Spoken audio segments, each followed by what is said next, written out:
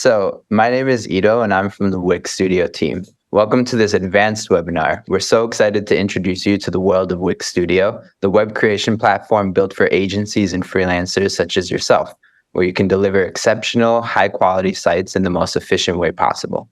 The platform was designed with you in mind, covering the many layers of creating and managing multiple projects, all while maintaining high quality.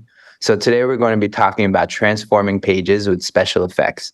And again, this is an advanced webinar, so there's going to be some higher level knowledge here. So please follow along, ask questions, and if you get stuck somewhere along the way, check out the recording afterwards.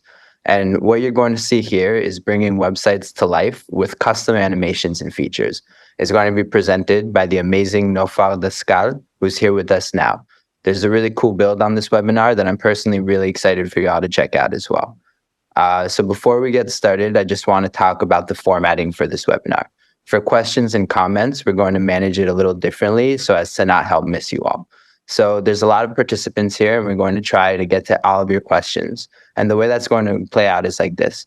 If you have any questions, please use the Q&A box at the bottom of the screen. That's not the chat box that you're all familiar with. So I just want to make sure you know where it's located.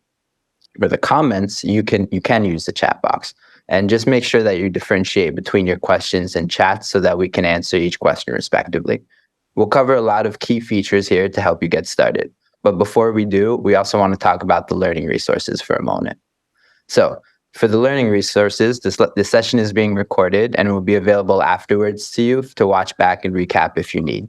It's going to be available on YouTube and Wix Academy. So we really appreciate if you can take a minute to respond to our feedback form, so that we can better serve you in all of your future webinars. And this is just an important small note. It's only a small glimpse of what you're going to see in the total Wix Studio world. So anything we cover, like we mentioned before, there's a ton of other webinars and more info and learning resources that you'll be able to check out in our academy, as well as our Wix Studio's Essential course, how-to tutorials, and other websites on the academy page. And if you haven't already, please join our forum, the Wix Studio Forum. We've got UX peeps, designers, and product managers that are actively answering questions, lots of lively creation discussions, and sharing there. So sign up and join those conversations now. And I think that's enough talking from me. I'm going to hand it over to the brilliant Nofal. Take it away. Hi, everyone. My name is Nofal, and I've been at Wix for 3 years now. I'm a web designer at a team called the Wix Agency. And I don't know if you guys knew this, but we actually have an in-house agency inside Wix. And why is that? It's because at Wix, we believe in eating our own dog's food.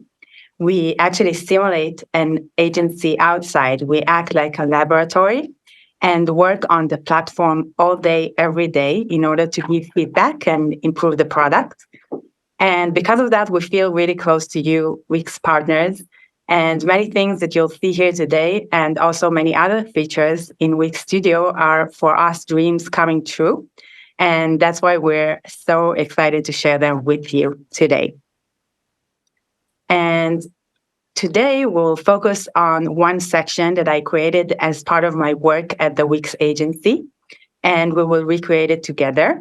And what we'll cover, we'll start with an intro. We'll get to know the Wix Agency website. So I'll tell you more about what this website is all about. And the first chapter will be the content, sharpen that metaphorical thinking. So we will see what content I got for this section in the page of the Wix Agency. And then we will continue to the chapter of the design, from visual thinking to full design. We'll see the whole process of how I designed this section. We will continue to the chapter of the planning, how to choose the most suitable components. So the planning phase is a really important phase because it makes us work much more efficient while we're inside the editor, and we'll discuss that. And then the last chapter will be the build, bring it to life, where we will build the section together. We won't be able to build the whole section together, but we will do two parts of it, which will make you understand how to build the rest of it on your own. And at the end of today's session, we will have, of course, a Q&A where you will be able to ask all your questions about today's webinar. So let's start. Okay, about the Wix Agency site. So as I mentioned, the Wix Agency is a special team at Wix, and it consists of designers, project managers, tech designers, and content experts. And we all share a passion for web creation. We function as a creative agency, and we are the only team at Wix that creates real websites from start to finish, from kicking off the project and completing the design to connecting a domain. We work with strategic partners, including enterprises, marketing partnerships with influencers, and also other companies. And here you can see parts and pages of the website that we created. So this website is actually a knowledge base and a portfolio of our team's work based on our most recent projects. And the goals of this website was, the first one was to show our work, to showcase Wix robust abilities and how to use them. And the second goal was to be a knowledge base, teaching you how to achieve great results. So these two first goals can contradict, because when I think about showing Wix's abilities, it makes me want to go wild in my design. But when I know the website is a knowledge base, I know it needs to be very straightforward and clear. So that was actually the challenge in designing and creating this website. And the third goal was to create an inspirational platform for both internal and external users. When I speak of internal users, just for you to understand, there are about 400 designers who work at Wix and many more employees. And not all of them knew my team existed before we launched this website. And we wanted to share what we can do with all of them. And external users are, of course, you, Wix partners, who we wanted to share our knowledge with. Well, when I started working on this website, we have already started to establish a brand for our team. And the tone of voice was professional, creative, and also sleek. We also used the word bold. So here you can see that there are many dark designs. And because here in this website, we knew the website is going to be knowledge based and it needs to be very user friendly and straightforward, we wanted to develop the design language to be more bright. The challenge, as I mentioned, was how to be very user friendly while also showing our capabilities and our creativity. Because in our team, we really like to take our creativity to the edge. So how did we solve the challenge? I mapped out all the pages of the website, and I saw that most of them include dynamic content that is connected to the knowledge base, and they needed to be very straightforward and clear. But I also saw that we have the About page that consists of static content, which is information about our team. So I understood that that's the perfect place to go wild. Now, let's move on to how I created the page. Let's have a look at a final result of the About page. As I mentioned, it allowed us to go crazy because it's a page with static content. In this page, we share information about who we are, what we do, and how we do it. Now, let's start with focusing on the process section. This is the section that we're going to recreate today. And the work on it started from the content. In this section, we outline the process of creation of a new website in our team. What is this process? We actually have a site creation process that really works for us, and we've been using it for the last few years, and we wanted to share that. And in our team, we have a content expert that is mainly responsible for funneling the textual content of the website. And this is what I received from him. So the easy way was to design this as a list, but I thought that wasn't interesting enough. And I wanted to create a visual journey that will make the user go through an immersive experience and tell the story in a way that the user will feel like he's going through a process himself. So I looked at this list and I saw the stages, and I knew that some of them overlap in time. And I thought how to represent that visually. And how did I choose to design this list? This is how. So I took the text of each step and I chose to place them inside a shape. So basically, each shape represents one step in the process. And because the process is quite linear, I chose to represent it with a vertical timeline. And in order to tell our story better, the design allows visitors to feel a sense of the progress as they move from one stage to the next. The design itself shows a start to finish timeline with all the stages of the site creation process. As I mentioned, some of the stages in the process happen simultaneously. For example, while working on the scope of work, we already start the visual research stage. So I chose to represent this visually by overlapping shapes. You can see that upon hover, you see this gradient video that appears with more description about each stage. And the gradient video actually helps you focus on each stage at a time.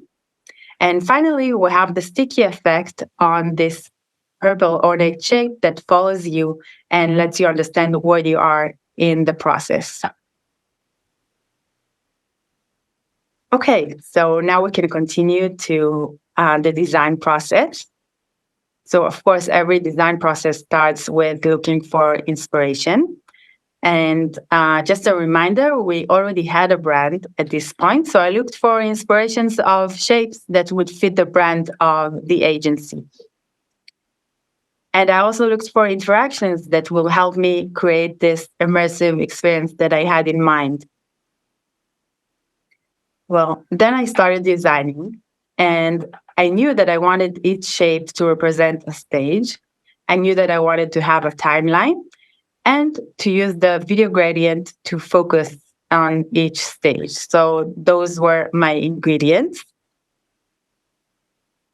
And here you can see the design for the 3 breakpoints.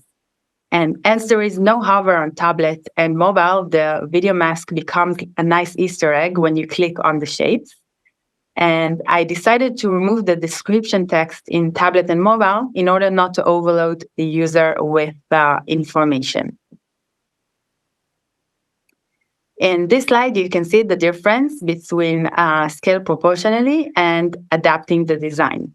On the left side, you can see what would have happened if I would have chosen to use the scale proportionally preset of Wix Studio in mobile.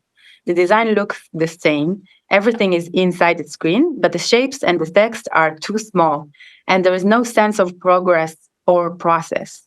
And on the right side, you can see the adaptation that I did for the design. In order to maintain the scroll and immersive experience, I chose to enlarge the shapes, even though they are cut on the sides. And I changed the layout of the shapes so that the user could focus on one shape at a time. And of course, I enlarged the text so that it would be readable and accessible to the user. Okay, so as I mentioned, a very important stage before going inside the editor is the planning phase. It helps us save time and be a lot more efficient while building. And one of the things we do when we plan the build is understand which components to choose in the build phase. So the shapes of the steps could be either images or vector shapes. And an image in Wix Studio can be either a JPEG or a PNG. PNG can be also transparent, but we try to minimize the use of PNGs for performance reasons because it weighs more than JPEGs. So that's a really important performance tip for your website. And the advantage of basic or vector shapes is that it doesn't consist of pixels and you can stretch it as you want. And when we talk about an outline shape, it only weighs a few kilobytes. So that's why I chose this option here. And another thing you can do with basic shapes in the editor is change their color, which is pretty cool. And when we talk about the video, the gradient video that I wanted to add to the section, I also had two options. I could have used the transparent video or the video box with a mask. When I actually created this website, I had to create a section with transparent videos because we didn't have a video mask back then. So I had to export the video for each shape separately. But now that we have the video mask, we can use the same video and just crop it each time inside the editor according to the different shapes. So this is what we're going to do today. And then the next planning phase is to understand how we're going to build inside the editor. I like to already plan this in my design program. In this case, it was Figma, and break the design into grid cells. Understand how I'm going to build the actual design. So this is the first step. And I want to know how I'm going to build it. What are the steps that I'm going to do inside the editor? So after creating the grid cells inside the editor, I know that I want to add a shape and the text. I will do this for one shape because I will then duplicate it to the other steps. And then to this shape, I will add the video box mask and the hover interaction. And after I have this for one step, I will duplicate it and replace the vector shapes and the video mask, and also relink the hover interaction. And then the final step that we're going to do is add the sticky effect to the purple shape that will follow us throughout the section. And yeah, we can get to the fun part, to the build. Sorry. Okay, cool. So just a reminder, this is the About page. And we will focus on the process section, which is this section. And we will build the first two steps so that you'll understand how to build the rest of them.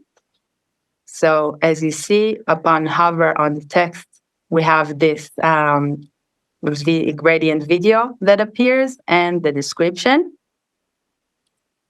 And we have this shape that scrolls with us until the go live phase. Okay, let's start. Let's go to the editor. So I have this page prepared with the other sections, and we will start building the process section. So let's start with the grid, which was our first step of the build. I'm adding a section, new section. And I want to change its color to black, like this. And because I have a very specific grid here and I know the exact sizes of the rows that I want, I will, in this case, I will add the advanced CSS grid. So I press apply.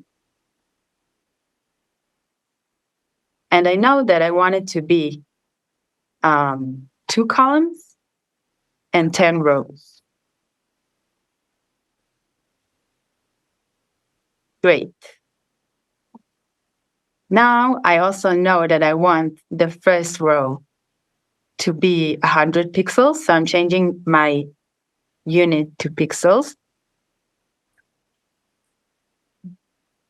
And I know that I want my second row to be minimum height of 200 pixels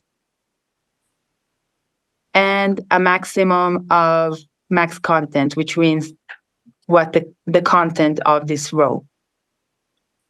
And because I want to be aligned to the grid of the page and also of the whole website, I want to add padding to the section.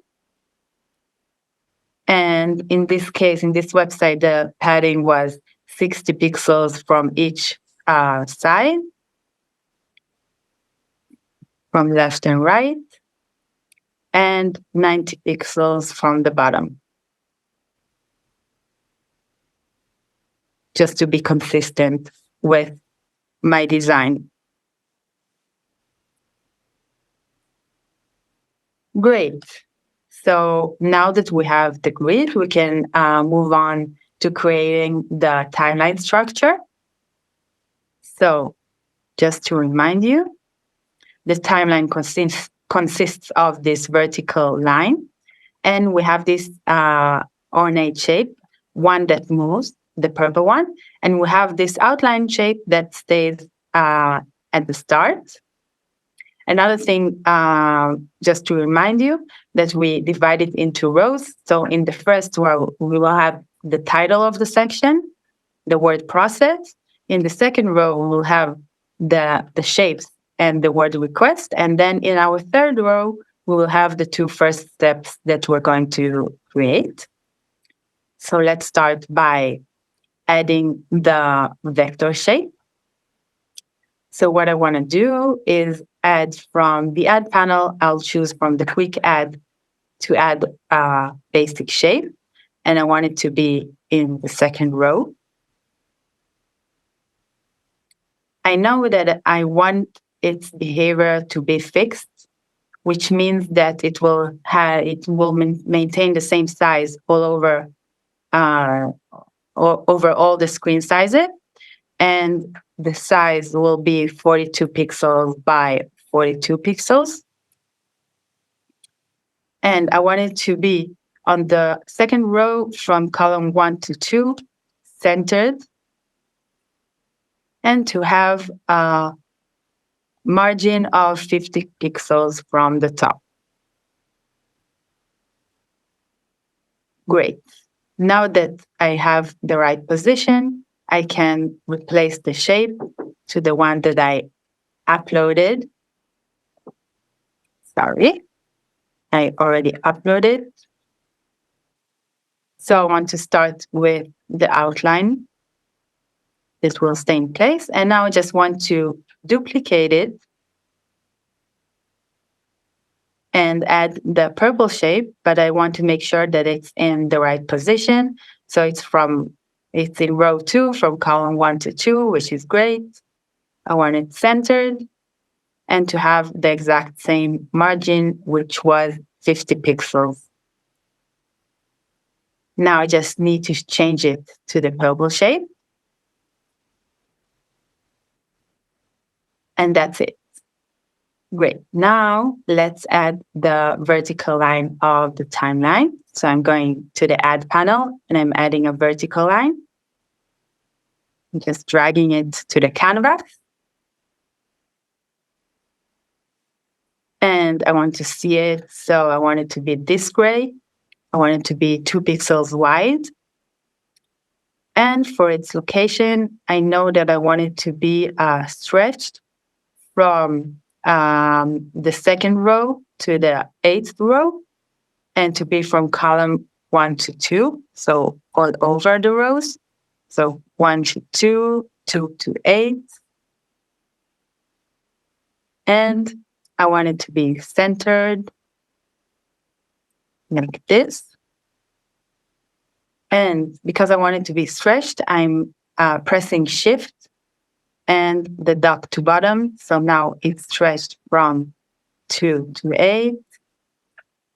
Here, I want to have a margin of 90 pixels and 0 from the bottom. Nice. Now I just want to send it to the back so that the purple shape will move on top of it. Great. So now what we have is the basic structure of our section. I'm pressing preview. And we can continue to creating the steps. So just a reminder, we will create the first 2 steps. And I will start with the first one, which is the research. So what I want to do is add a container that will contain the elements of the steps. So I'm adding a container from the quick add, and I want it to be in the 3rd row. And from column 1 to 2, which is great. I want it to be centered. And because I know that I want it to be responsive and I want its size to always take 45% of the viewport width, of the screen width, then I prefer to go to the advanced sizing in order to have the viewport width unit. So I'm selecting 45 VW for the width and as well for the height. And now you can see that because I used the same unit and amount for both the width and the height, I have this perfect square. And I don't need to have a background. I just want it to contain the elements. But what I do want is to work organized because, as you saw, we have many steps in this section. So I'm going to the Layers panel, and I want to rename this container Step 1, which will help me find everything later. And now I can put the vector shape of the step inside. So I'm going to the Add panel, and in Media, I'm going to my Uploads, and I will add the shape of the first step. I want to make sure that it's attached to the container and that it also has the same size. So here as well, I'm turning on the advanced sizing. And the width is for the 5 VW, as well as the height. Now just need to make sure that it's centered. Great. What I also want here is my video. So as we said before, I'm going to choose the video box because it has a mask. So I'm adding a video box from the Add panel, and I'm attaching it to the container and stretch. Now I want to change the mask of the video to be the same shape as my step. So in this case, it's really easy because the first step is a circle. So I have this in my preset. So I'm just selecting this one. And what I need to do here is to change the video to my gradient video that I uploaded. By the way, in Media from Wix, you have many ready gradient videos that you can use. But in this case, I want to use the one that fits our brand. Nice. So we don't want the video to show when loading the page. We only want to show it when hovering. So for now, I want to go to the inspector panel and set its opacity to 0. Nice. And the last thing that I need for this step is to have the stack that contains both the title and the description. I already prepared this as an asset. So I will add it here. I don't want it to be attached to the container because I want this stack to be a trigger for the animation of the container. That's why it should be outside, but I can put it on top. So I want it to be from column 1 to 2 in row 3, and I want to center it this way, and I don't want it to be on the line, so I will give it 25 VW margin from the right, like that. And just to remind you, what happens on hover is that the video appears, the description appears, but also the whole stack moves 10 pixels up. So now I want to give it a padding from the top of 10 pixels, and after that, I will move it up. Great. Another thing that I need here is just to add the title and the request, the word request. I also prepared those in the assets just to save us time. So I'm dragging the word process to the first row, and I know that I wanted a line to the left and bottom of this row, like this. And I want the word request to be next to the shape, this way. And I know that I want it to be 63 pixels from the top of this row and 42 pixels of the right. Nice. So let's see what we have up until now. We have the timeline with the titles, and we have the first step without the interaction. Now let's create the hover interaction.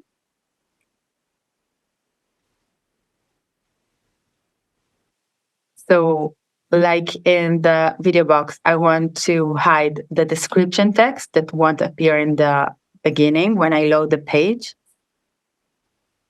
So I'm clicking on zero opacity in the inspector. And I want to name the stack in the layers panel, stack of step 1. This will also help me be organized and find everything later. Okay. So I want this stack to be the trigger for the animation of the video box. So I'm going to the interactions panel in the inspector, and I'm choosing a hover interaction. I'm adding one, but I want the animated element to be the container of step 1. And I know that I want to add a custom animation. So I'm creating one. And what I want now is to choose the video box from the layers panel, like this, and change its opacity to 100. And I click done. Now let's preview. So when I hover on the stack, I see the video. But what happens now is that it hides the timeline. So I want to send my container, my step 1 container, to the back. Great. And now I want to create the interaction for my stack. So now when I look at the interactions panel, I have animation 1. And here as well, I want to be organized because I'm going to use the same interaction later on the other steps. So I want to rename it to be a video animation.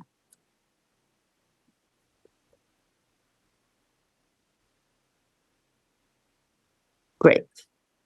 So now that I'm on the stack, I want to add another interaction that the animated element will be the stack itself, like here. And I'm adding a new custom animation. So the first thing I want to do is I want to move the stack 10 pixels up.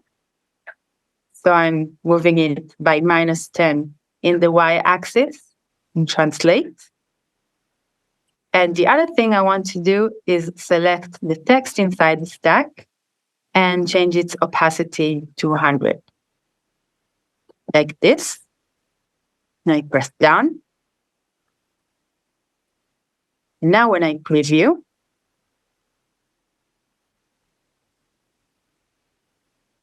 I have everything I want for the first step.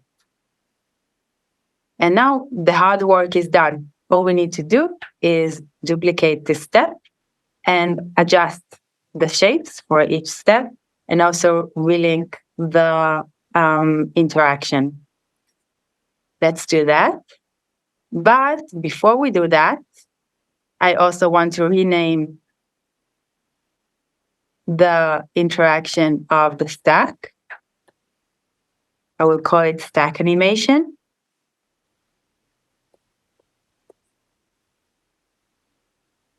Great. So now we're going to create this second step, which is the scope of work. What I want to do now is duplicate the container and also the stack, and then adjust them. So I'm duplicating the container, and I'm calling it step 2.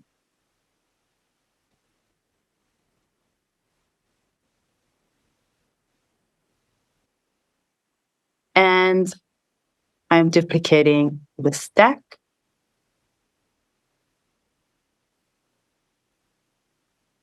And I'm also calling this stack of step 2. Now let's place the step 2.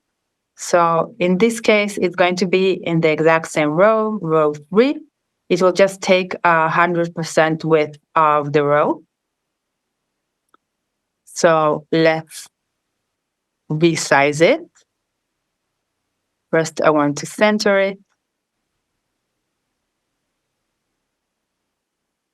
And then I just want to make sure that it's on row 3 and not 3 to 4. And the width is 100% of this row, like this. And now I will change the vector art. So I'm selecting the vector art. It's easy for me to select it from the layers panel. And here I'm changing the vector art to the one I uploaded, which is this one of step 2. Great. Now I just need to make sure that the vector art is also at the same size of the container, which is 100% of the row. And the second thing I want to do inside this container is change the mask of the video box. So as we said, we don't need to change the video. I'm just changing the mask. So I can choose a shape that I uploaded. In this case, I want to use the same shape with a fill. That will be the mask. Great. And let's go to the stack now.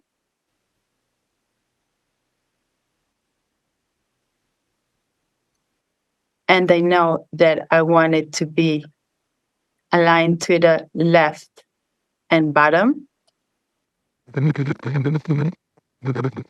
but it needs to have some margins. So I'm adding here 5 VW from the left, which is again 5% of the viewport width, which is our screen, and 0.5 VW from the bottom of this row. Great. Now I just need to change the text of this. So it's 2, scope will work. I'm just going to copy it from the content doc that I got. And the description is articulating the details of the project.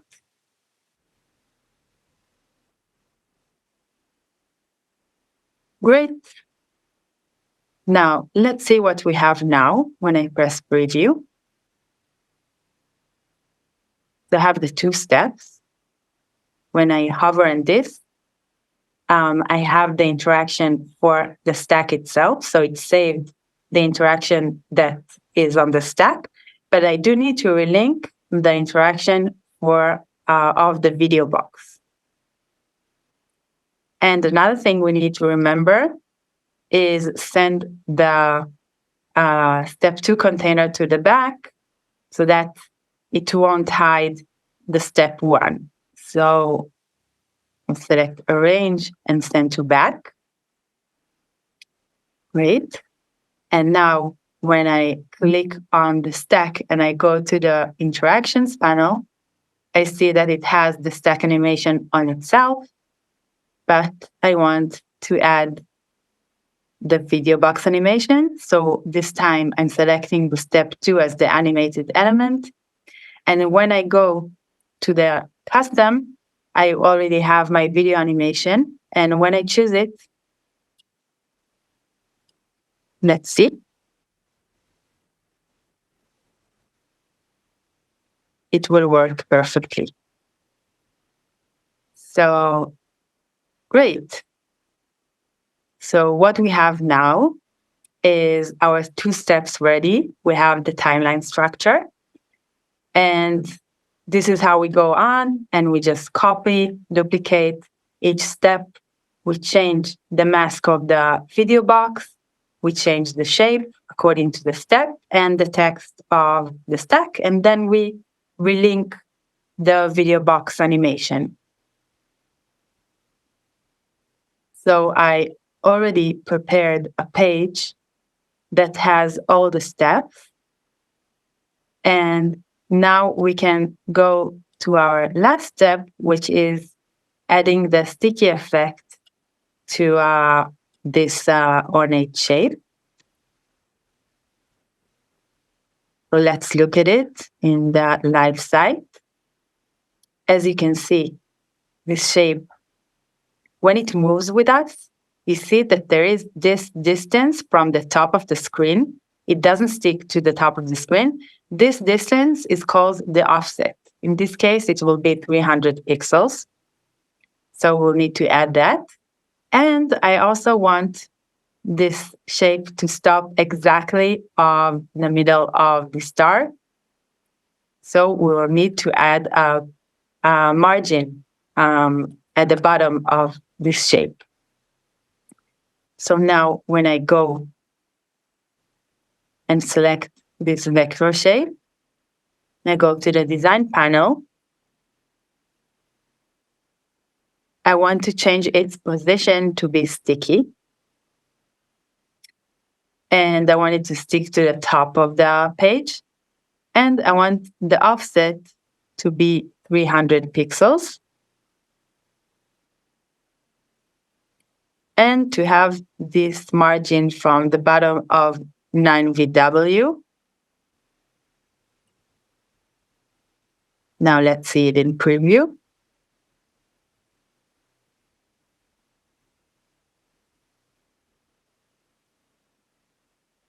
Well, so that was it. Let's see if you have any questions. And yeah. Wow, wow, wow. Nafal, I'm absolutely blown away by that build that you just created. I mean, wow, that was just fantastic. I hope all of you enjoyed that as much as I did. So thank you so much. And you did definitely get a lot of love in the chat, lots of questions. So that's how you know it was a productive session. For everyone who's tuning in today, I know this is a very specific sort of view of our in-house studio and how we create such stunning animations and interactions for clients, for your own websites. As a recap, this was all about transforming your pages with special effects. And we also have some more general and focused webinars on specific features that you can check out. We'll be running it now and throughout the rest of the month, so be on the lookout for those. And yeah, I guess it's time to dive into the Q&A. Are you ready, Nafa? Good. Awesome. Okay, so we got a lot of interesting and really well-rounded questions. So let's just dive in. The first question is, why did you use the container at the beginning? Oh, okay. Yeah, that's a great question. Let's go back to the editor. So actually, it was for two reasons. The first reason is that it's much more easy to duplicate the things that I have inside the container for the steps, and instead of duplicating each one at a time. And the other reason is that currently we cannot have the video box as an animated element. So that's why I chose the video box to be inside a container. And then I can choose the video box inside and set it as the animated element. In the future, the video box will also be an animated element, but that's how I do it now. And yeah, that's the answer. Good to know. Thanks. Okay, so the next question we have is, you added a circle from the media manager and not from the vector shapes, right? Can you elaborate on why you did that? Sure. So I could have, because we have these basic shapes in Wix, I could have used a shape from there. But I saw that if I want all my shapes to act the same responsibly, because they're all in size of the viewport width, and I want them all to resize the same, I chose to export all my shapes as SVGs and use them, and now they all behave the same inside the editor. Okay, makes sense. Thanks. So we have time for just two more questions. These are going to be more businessy questions. So the first one is, can we use special effects for all businesses? Are they good for all businesses? What's your take on that? Okay, cool. That's a great question. I think that yes. My opinion is that special effects are great for all websites. It's all a question of the balance. You can put really small things like a custom cursor that changes into a shape. It can be the logo of the company. It can be a very subtle hover effect. If you're talking about a big enterprise website, for example, and you don't want to go crazy. But I believe that special effects will help you upgrade your sites and make this to have this extra touch, and that will make the user scroll and will make your agency will have this extra touch for your agency. Yeah, I definitely agree. I definitely think it makes it pop, and it just brings websites to life. So I think that's the right answer. And so then you touched a little bit about like balancing the special effects, so maybe not using too much or too little, right? How does incorporating special effects and trying to balance it, how does that all affect website performance? Okay, that's also a great question, because performance and accessibility are both really important, and we keep them in mind when we create our websites. But you shouldn't worry about the performance while using special effects, because in Wix, we designed special effects so that they won't harm the performance of your page. But everything you do in your website affects your performance. So my tip is to check with the performance tools as you go. Many times, your performance is low on your website because you used, for example, many PNGs instead of JPEG, and they weigh a lot and they slow down your site. So you should keep in mind to use all the performance tips, like using JPEGs where possible and not PNGs. See that your Z index is right, and then you shouldn't have any problems with your special effects and performance. Great. All right. Well, everyone, I think in the interest of time, that's about all the questions that we can get to today. If you have any questions that you feel were left unanswered, please feel free to go to the new Wix Studio forum, and you can feel free to ask away there. We have a lot of partners and also PMs there that will help to discuss it with you. And of course, our academy is always there as a resource to you. So if you want more information, the recording of this webinar, as well as all of our other webinars, will be on the YouTube channel, as well as the academy. So in addition to that, if you have any feedback for how this webinar went, please feel free to incorporate it in the survey link that we'll be sharing with you. And again, just thank you so much for tuning in. We really appreciate it, and we hope that you got something beautiful out of this today, and you have a great rest of your week. Thank you, everyone. Thank you.